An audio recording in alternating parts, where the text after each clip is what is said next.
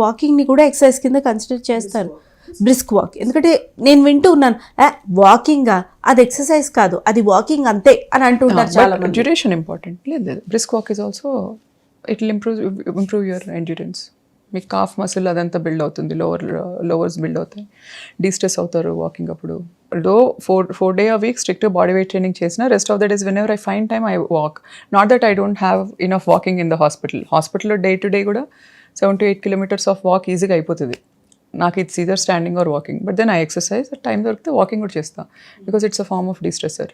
Yes. So ఇప్పుడు మాకు there is no answer that మేము రోజంతా నుంచొని వంట చేసి పిల్లల్ని చూసుకుంటాం, ఎక్సర్సైజ్ అక్కడే అయిపోతుందన్న ఇది మేము ఇవ్వలేం. Because you being a doctor and మీ జాబే on the toes 24/7 or 30 hours 40 hours duty, 30 hours duty మీరు చెప్పేది. సో అప్పుడు వాకింగ్ చేసి మీరు ఇంకా మళ్ళీ ఫిట్నెస్ మెయింటైన్ చేస్తున్నప్పుడు మేము మీలో 1% కూడా చేయలేకపోతే కష్టం.